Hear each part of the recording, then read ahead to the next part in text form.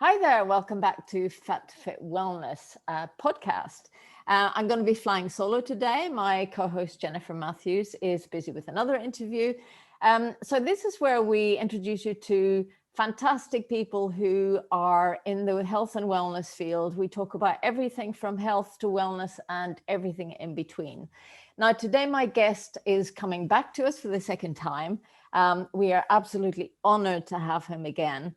And if you haven't checked out his podcast the last time, just go along and check that one out. There's some amazing information. So he is David Hegarty from Common Sense Wellness. I love that title. And David is a legend in the health and wellness field. And he's also an author and the survivor of a childhood illness, pleurisy. Now, this kind of spurred him into being able to breathe properly, which we'll go into in great detail. So I would like to welcome David back. Welcome, and thank you so much for joining me again. And a very good morning to you, Colette, and to everybody watching or listening or within earshot. Yeah. And thank you for your lovely introduction. Now, we spoke before about what we might say this morning. And there were one or two items that I think might be of interest to people either looking or listening. Yeah. And one of the things that it just came up over the last 10 days, Colette, and that was that I was speaking with a lady that I work with. And she has become very much aware of the significance, not only of the effect of the mind on the body, but also the huge reciprocal effect of the body on the mind. Yeah. And that's something that, and it's really becoming a lot more prevalent today among people who are actually going to train. They're really becoming aware of the effectiveness with which they can function in their lives when they're more aware of how they're actually using themselves. And one of the things I've said to people over the years is that never forget you're the instrument of your own performance. Just like, Exactly. a piano player has his piano, a drummer has his drums, a trumpeter plays his that. But we use ourselves every moment of the day. And to me, the whole idea of being fit and healthy and well was not about having a six-pack or 18-inch arms or a 52-inch chest or anything else, but was about being able to access being well enough in mind, in body, and, if I can use the word, in spirit, because we're emotional beings and we run on emotion. And if we're fundamentally well in those aspects of our lives, we'll be able to access resources, abilities, talents that otherwise may lay dormant. And we probably don't. That's fantastic, actually, and that is so key. And not everybody thinks like this, and not everybody actually is aware or know that this can happen. So, Right. I go back to the name of your business, Common Sense Wellness. And I love that simply because that's just, after my own heart. It's all about simplicity and functional. And that's what we want to do. We want to basically be able to live our lives. And, I sometimes teach Pilates. And one of the things I point out when I'm teaching is that, the amount of things that we do in our physical bodies that revolves around things in front of us. How often during the day are we doing this, or how often are we stretching backwards, opening up the front of the body? So it's so key to balance, and that's all functional. How often do we need to reach up to a high cupboard, bend down to put our shoes on? Things like that are just functional and what we need to be able to do, really. Yeah. Well, as you know, one of the aspects that I spend a lot of time with people on is breathing. And it's really only over the last 10, 15, maybe stretch it out to 20 years, but certainly in the last 10 years, breathing is now becoming one of the mainstream parts of fitness programs and wellness programs. And it's not regarded as one of these esoteric activities anymore. It's just regarded as something we do, and it's something we need to pay attention to. And that it is as important to practice that as a specific exercise as it is to train your voice or to train your biceps or your stomach muscles or your leg muscles or anything else. And what, again, as I say, people are becoming aware of now as well, is the subtlety and the sensitivity between our emotions and how we breathe. We're emotional beings. And for every single emotion and feeling that we have a corresponding breathing pattern, which is one of the reasons why people will notice if they're tight, uptight, or in a state of anxiety and they're a bit tense, their breathing is short, shallow, sharp, ineffective. And then somebody comes along and says, that thing you were worried about, don't worry, it's all been cleared up. And what do? We take a big sigh of relief, and the whole system lets go. And there's this lovely, easy feeling sense of release. Now that's the mind affecting and the emotions affecting the breathing pattern. But conversely, our breathing has a profound effect on the emotions, which then also affects the mind, and we can actually use ourselves as a result of that much more effectively, particularly in times of potential stress. And once people realize this, it just opens up a whole new world for them. And I say that, Colette, because speaking with that lady last week, it suddenly clicked. She had been working on it. She got the idea, but didn't quite get it. And then the penny, bang, dropped. Yeah. And she said, yeah.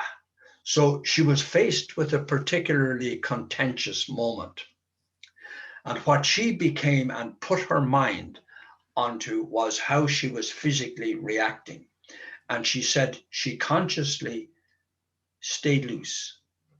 She consciously focused her breathing to be smooth and easy. Now, it didn't solve the problem. That didn't go away. Yeah. But what did happen was that she became aware of the fact that she did not suddenly react physically to the thing, which allowed her much more freedom and clearer thinking to respond rather than react. And she was able to respond more effectively to a situation that 3 weeks earlier would have probably sent her up the walls and into a state of frenzy. Isn't that amazing? You know, absolutely. But how do, like, for example, you know, that's a fantastic example of someone who's open and willing to actually have a look at that. But there's so many people disconnected. Yeah. And, you know, for a lot of the times, you know, I have been disconnected from my own breathing. I could just sit and not breathe, or I just don't notice what's going on in my breath. But how do you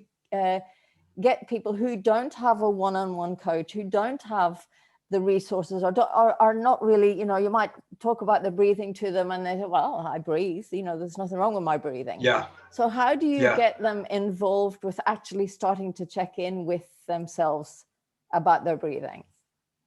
Well, it's like everything, isn't it? People have to want to do it. Yeah. It's like we can have all the methodologies, all the procedures, all the policies. But unless, number one, we want to do them, and number two, we're in the right kind of state to do them, they just don't get or done. It becomes an urgency. When something goes wrong, then it's an urgency. Yeah. And then people begin to look for outside sources, whereas in actual fact, 9 times out of 10, the resolution is within. There's a lovely little bit of doggerel I often quote to people.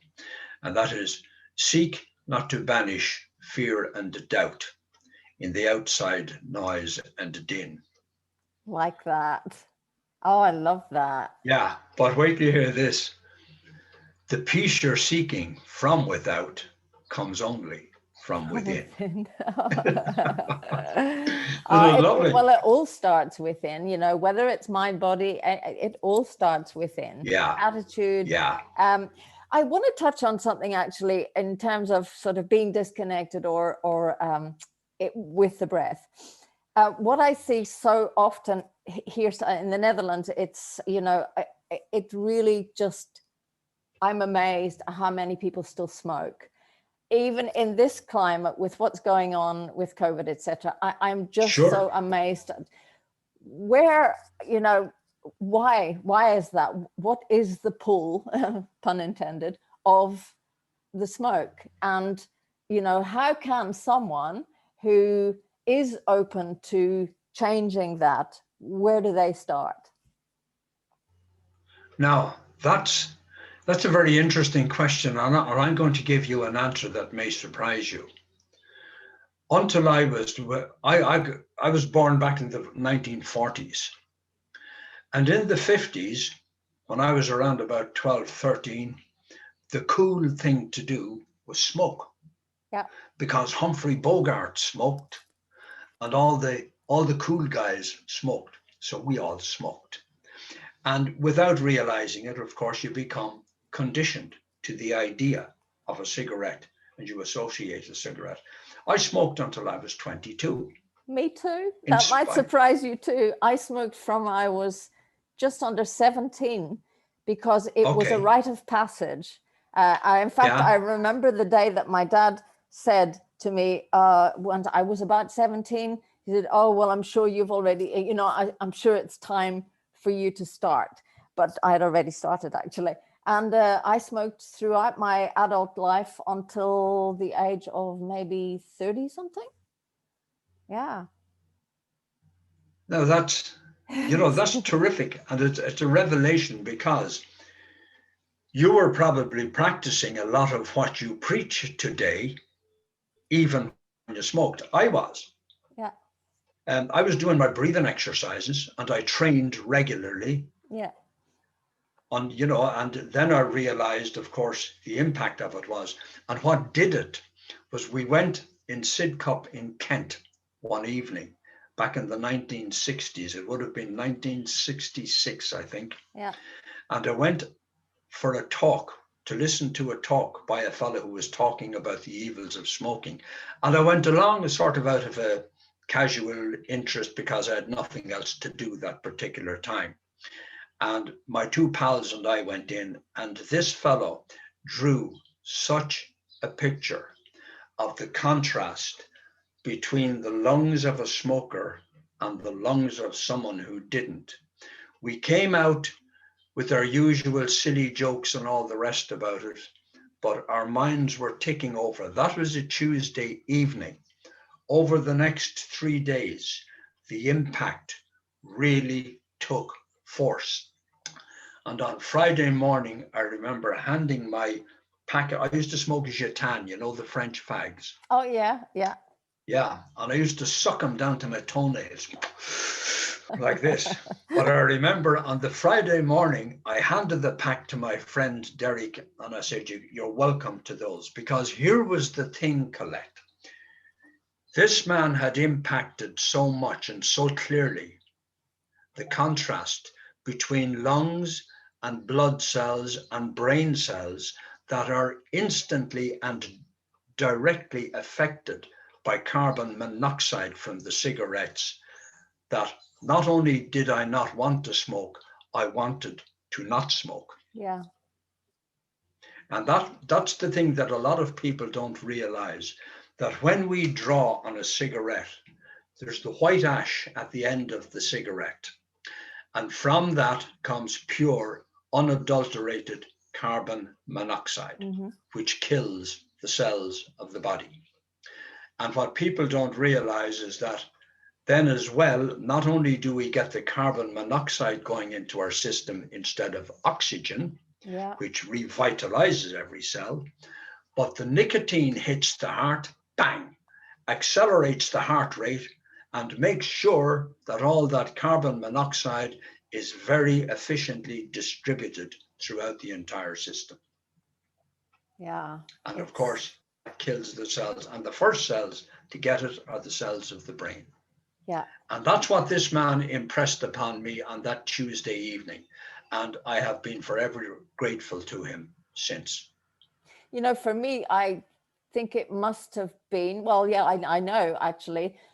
It was because it was almost like I was living a double life. And it just dawned on me one day, why am I so ashamed to be seen smoking when I teach fitness? And I just, because I would hide and I would be so ashamed. Yeah. And I thought, if I'm not okay with people seeing what I'm doing, why am I doing it? And poof, stop. Bang. Yeah. Yeah. It's amazing the different things that motivate us, isn't it? Yeah, I know. Yeah.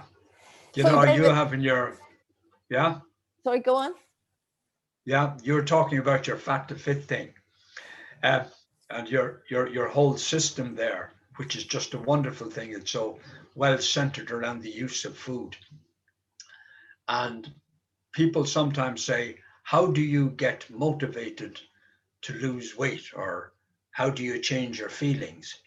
And I often say to people, look, it doesn't have to be something grand, or it doesn't have to be something noble. So long as it motivates you, it doesn't matter a damn what it is. If you want to fit into the little black number or your Hugo Boss suit or whatever it may be, so long as it moves you, gets you emotionally involved to do it, that's what you use. And that's your motivation. Can I tell you a little story about motivation? Of course, of course. Okay. One time I would have been around, this is just around the time of putting up the smoking as well. And I had put up a lot of weight because I hadn't changed my diet from when I was a kid. And I was living on pints of milk and big doorstep cheese sandwiches. And of course, what happens is that I didn't realize your metabolism changes. And even though I hadn't changed my diet, my shape had changed dramatically. And I was a tubby, fit, but tubby 14 and a half stone 22-year-old. Wow. Okay, yeah. And my great friend and mentor, Peter, used to say to me, you'll do this to your arteries, you'll do that to your veins, you'll slow your muscles down. Look at who at 22 or 21 cares about muscles and arteries? You're going to live forever. But here's what happened one day, Colette. We went down to a place called Brands Hatch in Kent. It's a motor racing circuit. Yeah. And there was this guy there, he had this school. And we all went down on a Saturday and we drove around the circuit, first of all, in tuned saloon cars. Then we had a briefing and they put us in the open wheel cars. And I don't know whether you've ever done it. It is, I think, one of the most exhilarating experience I've ever had in my life. Wow. It's as good as sex, I kid you not. Yeah. And I was going through a bend one time and I actually drifted the car. And I remember absolutely screaming with excitement into the helmet. But anyway, we got out at the end of the thing. And the fellow said, gosh, he said, you know, you're not too bad at this. And I was thrilled that the instructor would say that. But I was walking away from him and I heard him say to one of his pals, that little fat Paddy can drive. Oh. Right? Oh. Yeah, little fat Paddy.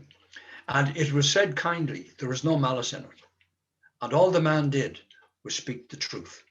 Yeah. And thank God, whoever my God is, I had the wit to see that was the truth and that was the state. That'll do it for sure. And the only one who could do anything about it was moi.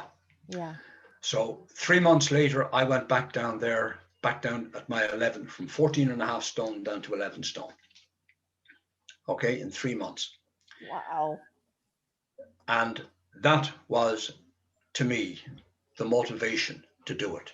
Number one, I thought, never again will I ever give anybody the opportunity to say that, or not the opportunity, but the reason to say it. I was the reason, nobody else. So what was the And to process this day, then for you? Sorry? What was the process for you from going from 14 to 11 stone? How did you do that? Change my food around. And the thing is that it wasn't very difficult. Yeah.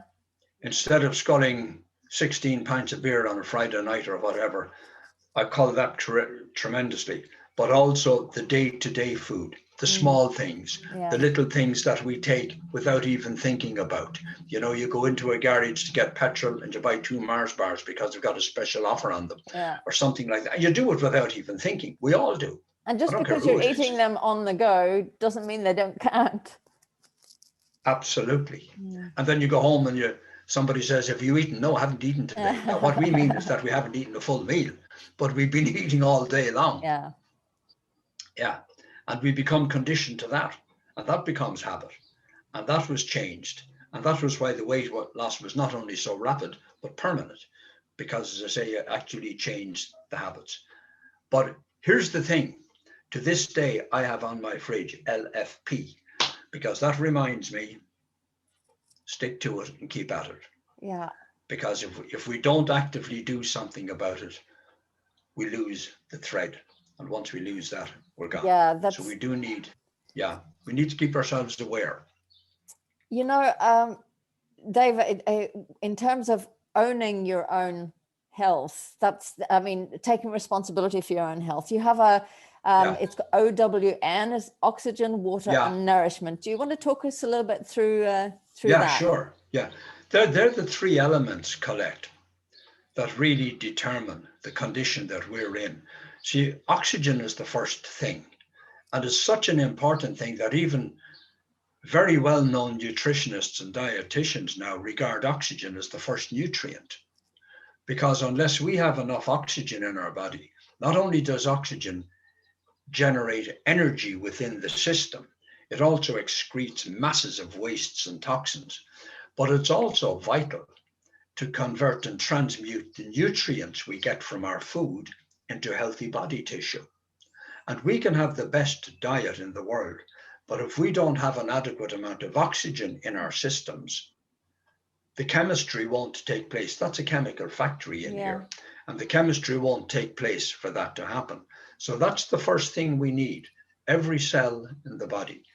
And we're made of trillions and trillions of cells. And every cell in the body needs a rich, regular supply of oxygen. If it doesn't get that, it dies. And that's the first thing. So then we have to say the most important physical function we have is breathing. Now, most people will say, well, hold on, I breathe all day anyway. But it's not what we do, it's how we do it. And without becoming fanatical or without becoming obsessed, we can retrain our systems to breathe well, more effectively, and much more productively than we normally do. Most people. And if I can just interject, David, so our viewers know that at the end of the podcast, you're going to actually take us through a breathing meditation. So make sure you stay to the end of. Yeah, I would love to. Yeah, absolutely. But the first thing to address when we want to get our breathing right is our posture, because how we walk, sit, stand, carry ourselves has a huge effect on how our lungs, muscles, circulation are functioning. And if we're a bit uptight and a bit tense and our posture is a little bit out of alignment, we put a tremendous strain on all the skeletal muscles, all the organs feeding them. Circulation slows down. We get tired, not only physically, we get tired mentally. We get too tired to be active, and the very thought of activity makes us more tired. So we perpetuate the vicious circle. But instead of having to go, people say, well, that's it, I don't go to the gym, so that's it, I'm doomed to a life of ill health. Not at all. By just changing the posture, we can alter the effectiveness of our breathing, our circulation, our muscle tone, how we feel, everything, by just altering that to be more at ease and more relaxed. Most people regard good posture as something like a sergeant major standing to attention. Not at all. And the shoulders back, and because it's absolutely, you're putting tension on the back of your shoulders. So we need to be comfortable and we need to be at ease. But at ease is the important thing. And when we're straight but at ease, the system can function. We're in good balance, and there's a tremendous fluidity within the system that allows everything function together. Like the nervous system works with the breathing system, works with the circulation system, works with the muscular system. Everything coordinates. There's harmony. We create our own harmony. This is one of the great benefits of all the yoga types, poses and so on. They let us become aware of those, and they actually train the system to work in harmony like that. But then the breathing can work well. And of course, that's then when we get the oxygen into the system. So that's the first thing of the little acronym OWN. The second one is water. And people sometimes think that they have to walk around with a bottle of water in their hip pocket all day. But there are various sources of water. If we get good veg, you'll know this, good veg, good fruit, and you get your water supply high as well. water content food. I've noticed actually since Absolutely. I've upped my high water content food, I'm not thirsty so much anymore. Yeah. And you're let's say you're promulgating that the whole time, the use of food and how it can actually benefit the system.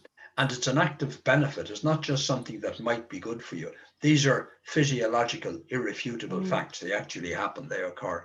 So the water is a big thing. And particularly as well, I think what people need to be aware of is they say, well, I drink tea all day long. But what they probably don't realize is that tea is a diuretic, so it runs it through you and you can get out as much as you get in. And also a lot of people, especially in Ireland, I know that they're big lovers of tea with milk and sugar in it. So you're just drinking your calories as well. So, but you know what I just, what I've learned quite recently, and I didn't know this before because, you know, I like Ayurvedic philosophy on especially for the lymphatic system and sipping warm water every 10 minutes. However, that's okay if you're just doing that process for a week or so. But it's better to, instead of sipping water every 10 minutes or sipping water throughout the day, apparently it's better to have a whole glass of water and then maybe a few hours later have another whole glass of water all in one go, because it disrupts the pH balance in the brain. Okay. That's what I was blown away by this information, and it came from a great source. Well, that's interesting. I didn't know that. Yeah. I didn't until recently. So that's something to keep in mind. And, you know, have your water, make sure you're nourished, but do it in, you know, not small increments. Yeah. Okay. That's something that's worth bearing in mind as well. Yeah. And people often realize as well, they confuse hunger with thirst, because sometimes thirst masquerades as hunger. And people find that they have a glass of water, that what they thought they wanted in the way of food is just disappears. It stops cravings as well. If you're craving, really craving something, actually, you know what? Stop it with a glass of water first. 10 minutes later, if you're hungry, then eat something. Absolutely. Yeah. If you're still hungry, then do it. Yeah, absolutely. Yeah. And the third thing there then is nourishment, OWN. And I'll talk about nourishment, not only of the mind or not only of the body, but of the mind as well. Yeah. And if we get the right physical diet and we do what we can to be on a good mental diet as well, we can do a lot for ourselves. And people say, how do you actually regulate your mental diet? Switch the news off. Yeah. And also there are little things we can become aware of. For instance, we can have acquaintances or friends who can be toxic and can do damage to us. And sometimes, you know, when we meet people and we've left them, we can experience either a feeling of being down and a bit depressed and things are off. So that meeting has obviously generated not the right kind of feelings and the right kind of attitude or outlook on life that we would like. And you'll leave somebody else and you feel uplifted and you'll be absolutely delighted for having met her. And then 2 days later, you're really looking forward to the next appointment, whatever it may be. Yeah. And these are all little indicators of how we create our own environment. Because once again, we begin to realize once we get into that we actually determine not only what we think about, but how we think about it. And how we think about it determines how we feel about it. And how we feel about it determines how we act, behave, perform, use ourselves, whatever it may be. You know, people talk about the word motivation, but being moved is an emotional event. It's not an intellectual one. Now, a coach may intellectually decide to motivate a team emotionally, but they respond emotionally, and what they're responding to is their own emotions. And so, as I say, once again, back to the nourishment, if we begin to consider what we might be reading, how we might be thinking about people. I did a little exercise recently with a class of people in a business, and said, just as a matter of, we were doing this on Zoom, Colette, and people were getting a little bit depressed and everything with living on their own all the time and not meeting people and not meeting their friends and having cups of coffee or cups of water or whatever it might be at the coffee machine at 11 o'clock in the morning. So there are all the little things that people miss, and they accumulate into a big event.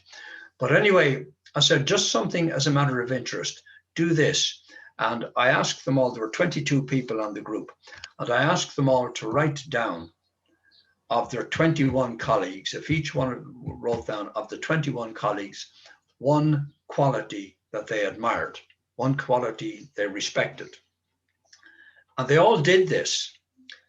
And I said, now, you'll have temptation to write all sorts of funny stuff and to be flippant about it. Please don't. Take it seriously, okay? So what the people did, they all wrote down like, Colette Matt is very persistent and she's dedicated to what she does. David Hegarty is, he's persistent to the point of stubbornness, but he believes in what, and so on. So they wrote down one or two qualities of all their colleagues. So I got those, and on the following week I came back and I was able to say, Mary, do you realize that 75% of the people in your group think you're one of the most personable and helpful individuals in the company? John, do you realize that 80% of the people in your group consider you to be the most knowledgeable about this, that, or whatever? And all of a sudden, people began to realize that the rest of their group thought highly of them, because most of us think that people think badly of us. And it's just an interesting little exercise to actually get a handle on how we can alter not only how we perceive other people to be thinking of us, but also, as I say, to give the opportunity there to create a very positive kind of platform, if you like. That's a lovely exercise. And you know, a lot of people, as you know, they probably were not aware that people thought like that. And yeah, it's kind of in our nature to think. It is actually in our innate beings to think negatively before we think positively. So we need to be so much more aware of how, you know, the things that go in subliminally, which is incredible. Now, I changed my pattern of, in the morning, I used it when I was making breakfast, I would switch my computer on and I would live stream BBC News. I don't like BBC anymore, actually. Sorry, BBC. But so this news was going in and I was half listening to it, but that's all going in subliminally. Now I have a really a beautiful online radio, which is Unity Online, and it's all sort of conscious and it's spiritual and it's lovely. And that's there in the background. I'll tune in again with when I go for a walk, instead of maybe phoning someone or just having chatter in my head mindlessly. I will listen to some subliminal affirmations, for example. And it's just things are going in, even if you have the TV on in the background and the news is on, it's getting there. And especially now, there's just, the news won't go anywhere if it's got any good news. It's just sensationalism. It's half of it's wrong. Well, a lot of it's wrong. And so why do we want to have that on board? And like you say, it's the nourishment for our minds that we should really be conscious about. I was interested. That's very interesting what you said there, because what you've created for yourself is a morning ritual. And I do that consciously when I step out of the shower. I do my stretches, I do my breathing, and I make a statement of intent for the day to myself. And then I start the day. And I remember saying that to a couple of people a few years ago, and they said, that's too American. And they dismissed it. What does that even mean? It's like something they saw in the movies, I suppose, when somebody was attending a therapist or somebody. Yeah, exactly. But it's amazing, as I say, the number of people now who actually consciously employ and develop a morning ritual. And even writing Because it it down, the does. gratitude, having a gratitude journal, writing down, I used to write a gratitude journal where I would write 5 things down that I was grateful for. And then I can't remember who I heard this from, but it was a great version of this, because what happened was, what tends to happen is you get into a habit and you write 5 things, just mindlessly 5 things I'm grateful for. But what this new process is, which I've adopted now, is you think of one thing you're grateful for, but actually write down 5 things about that one thing that make you. Oh, okay, right, And okay, yeah. it just brings you into such a different space. Like it can be, for example, okay, I'll choose my dog. I'm so grateful for Penny. And then I'll write down 5 things like, I'm so grateful for the little smile, or a dog smile. I'm so grateful for the cuddles, and it just makes me feel so loved. I'm so grateful for her cheeky little face, things like that. And it does put you in that sense of gratitude. It changes your perspective. It really does. Now, you may be looking at the same thing, but your perspective or your filter is changed. Yeah, absolutely. It really does set you on a nice energy for the day. And I'm a great fan of Louise Hay. She's passed away now, but I don't know if you're familiar with the Louise Hay work. Yeah. Some of it. Yeah, I've read 1 or 2 of her pieces. I have all her books, and I started reading her books in 1990, I think. But she has one thing that she said that really has stuck with me, and we were talking about, if people are negative and positive and how it goes in. If you see someone down, or if someone is sort of in a dark space, and you reach your hand out to lift them up, if they come up with you, then you help them. If they pull you down, you walk away, because you're not the right person to deal with that right now. And so many empaths and so many people who just really have the essence of, come to me with your problems. And, I've had that in the past as well. It's like, oh, I'm just the walking coach for free.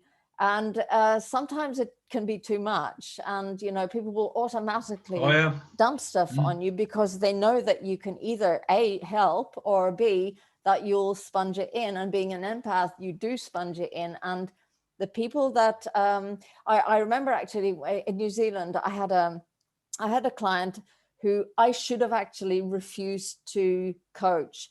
But me being who I am and was then, it was, I can help this person, but I shouldn't have taken her on, because every time then it was, come in person, and she would sit at the other side of my desk. And the moment that she would leave the room, I was often in tears. I had just this feeling, and it was horrible. In the end, I cut her loose. I let her go, because it was just, and in fact, after that, I decided not to coach anybody. And, I probably lost some really great people, or potential people. But I took a very, very long break from it, because I thought I thought I could help this person, and I couldn't. So that was one of the people that she was wanting to pull me down, rather than me lifting her up. Sorry, that's a bit off topic, but it just not goes at all, to show not you in the least, because it comes back. It comes back to what you were saying earlier on. How do you actually impress on the idea on people about the dangers of smoking, even though they're already aware of the dangers? How do you make them aware of it emotionally, so they want to do something about it? That's exactly to that, the need to want to do it. Yeah, exactly. It has and they need to have a reason for it. And they have to have a big enough why. Your motivation has to be, what is my why? And it might be, like you mentioned earlier, to fit in a little black dress. But actually, if you peel that away, well, why do you want to fit in the black dress? Well, because I'm going to a reunion and I want to look good for the people who haven't seen me for a while. But why? Why do you want to look good? And if you peel long enough away, it's either comes down to, I want to be fit enough to run around with my grandkids. I want to have the confidence I never had. And that's your big why. That's the why. Yeah. Yeah, and that's it. And then say once we actually realize that, the very fact that I believe what you've said there, what you've done, you've got people thinking as to why the hell am I doing this anyway? Yeah. You know, it's reminiscent of the thousands of people who descend on gyms in January and February, Yes. and half them disappear again by April or May. Yeah. It's peer They pressure. do the right thing, but for the wrong reason. Yeah, Yeah. they do it because everybody else does it. But I've seen people over the years, and I used to run a little personal training studio in Dublin City for 35 years. And I had members with me for 30 years and more. But the thing is that they were there for the right reason. They actually wanted to integrate the benefits of being fundamentally healthy and well and fit into their lives, so that it allowed them perform more effectively and get more from themselves and from their lives with a lot less wear and tear. Yeah. And that's really what being, I think, fundamentally well, being well does for most people. It helps do that. But there's another little acronym I use, and I say to people, dare to do something. And the D is about decision. Mm-hmm. The A is for taking action. The R is for repeating the action. And the E is for evaluation. And it works like this, Colette. I'll say to people, why do you want to do this program? Do you want to lose weight, or do you want to tone up, or do you want to get fit, or get more out of yourself, whatever? And they'll say, yeah, this is what I want to do, and this is why I want to do it. So we take a decision. And sometimes before we actually do anything in the way of posture, breathing, exercise, anything at all, I'll have people seriously think about why they want to do it. So you've really put your finger on a very relevant button there. And the thing is that once people do that, then their decision is a real decision. It's a decision. They're going to do it. They're not wishy-washy, we'll give it a whirl and see what happens. None of that kind of stuff. They actually get into it and do it. So then when they take action, which is the next word, they really do that well. And they do it with a sense of commitment, and they do it with a bit of will and a bit of determination. And of course, determined action is completely different from wishy-washy action. Yeah. As it's not what we do, it's how we do it. So when somebody starts breathing and paying attention to their posture, they're doing it with the will. And the fact that they do it with that kind of attention is what makes the whole thing much more effective. It's like somebody doing a yoga pose with complete attention. You can actually sense the energy coming from them and what they're putting into what they're doing. And whether it's just a still pose without any movement in it, you can still observe and see and feel and sense the energy from it, because they're doing it with that will. And then it's when funny they because repeat it, yoga is not actually about the pose. Yoga is about getting into the pose. It's the process of getting from there to getting in the pose. And it's a lot of there's so much yoga out there online that is just, it's competitive yoga. But actually the whole essence of yoga is the art form of being in your own body and following your own process of getting from A to B. And that is from where you're at to the pose, not the pose itself. So a lot of people want to be in this kind of complicated pose, but it's actually the journey there. Yeah. And what then happens is that people who have never done it before, and they suddenly realize they can actually, even if they only very roughly emulate the pose as they would like to see it done, the very fact that they're doing it focuses the attention. And that's back to what you were saying there again, the why, the why, the why. Yeah. And the question I'd often ask people is, how do you feel about your own potential? Yeah. And people say, I don't know. And I said, of course you don't, because you haven't thought about it. And they say, well, it'll take me more than 2 minutes to answer. I said, it'll take a lifetime to answer it. It's one of those lifelong questions. Because when I ask myself that question, how do I feel about my own potential at 77, I feel different than I did at 27, but I'll have a whole fresh take and a whole new outlook. I'll have the experience of what's happened in the last 50 years, along with what I honestly believe can be done and should and could be done by this different individual in whom I'm living at the moment. David, so I just want to jump question. in there a second, because I don't want you to let that slip, because You're 77. I just wanted to reiterate that you're 77. That's incredible and an inspiration. And so that is just an example of what can happen when you do actually become conscious about your choices and the choices you make, because every day you get a new opportunity to make different choices. Yeah. And it doesn't matter what happened yesterday or the day before. Today you get an opportunity to either move towards health or move away from health. And you're just at 77. I just think that's amazing. What you're Oh, thank doing. you so much. Yeah. But this is the great thing about it. I think it's one of the big pluses of the internet. It's allowed people like you, me, Jen, and other individuals who have that kind of, if you like, attitude and approach to it, not only to connect with each other, but also then to show people that you can do something at any time, at any age. It really doesn't matter. I work with an 83-year-old man, Colette. He does one press up every single day of his life. One press up. Now he does his breathing and he does his relaxation techniques and he minds his diet, and he's in super shape. He's in terrific condition. He does the one press up and he does it deliberately. He works through every centimeter of the movement. And he said, I could do more. He said to me one day, I could do more of these.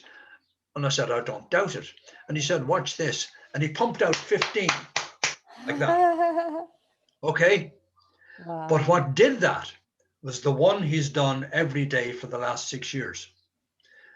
And this is the great thing about it. If you do it consistently, you don't have to spend hours or do it hard or break your neck every time you do it. If you do it consistently, the body, the mind, the whole feeling about it cannot but respond. Yeah. And that responds, and the effect is cumulative. So that he at 83 can do better press-ups than he could at 78 when he started doing the one every day. And it's striking a balance as well, isn't it? It accumulates.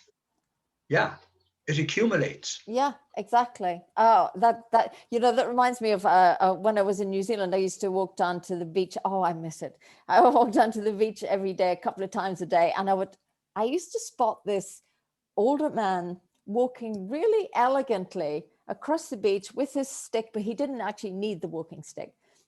So I decided to I started talking to him one day, and I just wanted to know who he was and why he was so great. And he was the most astonishing man. He was in his 90s, and he was the happiest looking man.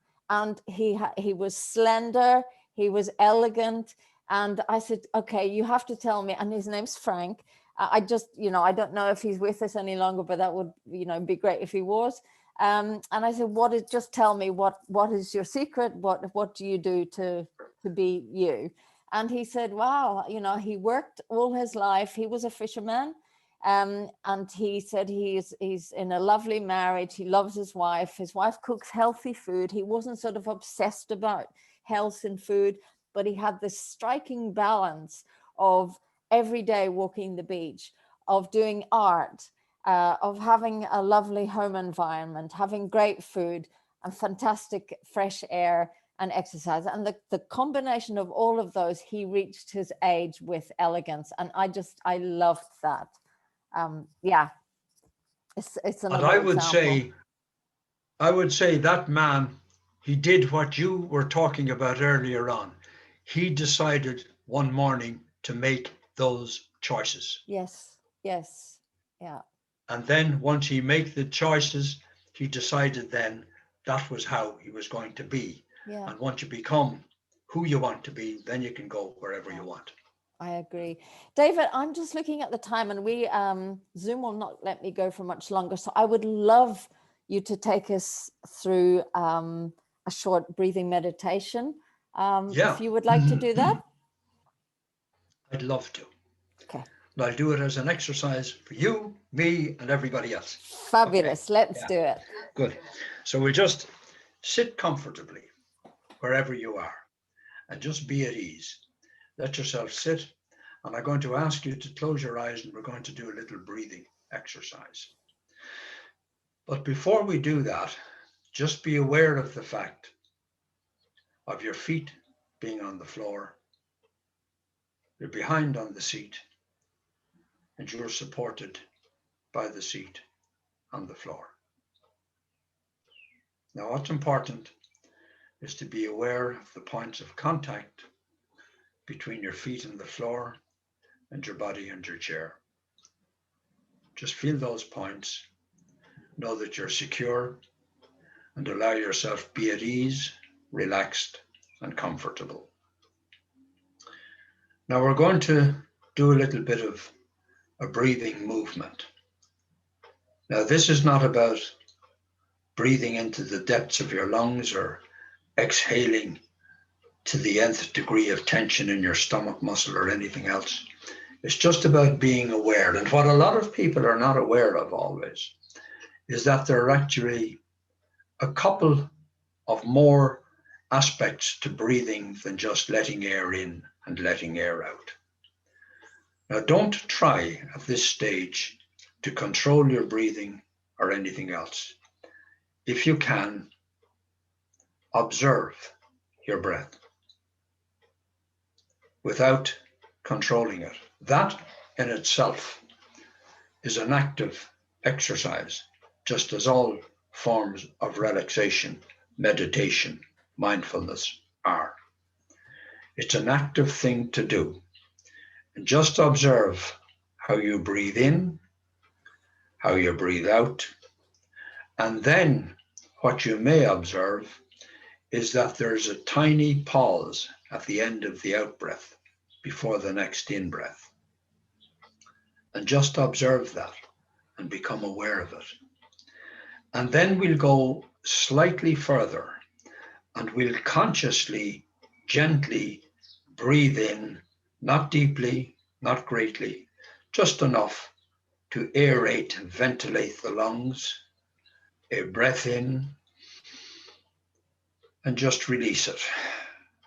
And when you've released it, become aware of that pause between the out breath and the next in breath. Just allow yourself gently do that. Breathe in and release it. So you're not even consciously breathing out, you're just releasing the breath. And when you come to the pause at the end of that breath, you keep on doing it, I'll keep on talking. When you come to that little pause at the end of the breath, where you're neither holding your breath out, nor are you preventing it from getting in. It's a passive moment in which your breath is instinctively paused. And as you focus on that at the end of each out breath, you may very well find it'll become fractionally longer. And the breath will in fact become a little bit more rhythmic, a little bit more easy. And also you'll find that your mind is totally involved in the rhythm and the tempo of the long, slow, easy breathing. Breathing in gently, releasing, and focusing on the pause. And as I say, as you focus on the pause tends to lengthen. And that usually then draws a longer, slower, instinctive breath afterwards. And the release, even though you're not blowing air out or breathing it out, the release of the air is far more pronounced. In other words, what you're doing is training your mind to observe how the body breathes. And as we do that and we deliberate our way through that gentle in-breath, that complete release, and the pause at the end, we develop a deep awareness of the whole system and function of breathing in our systems.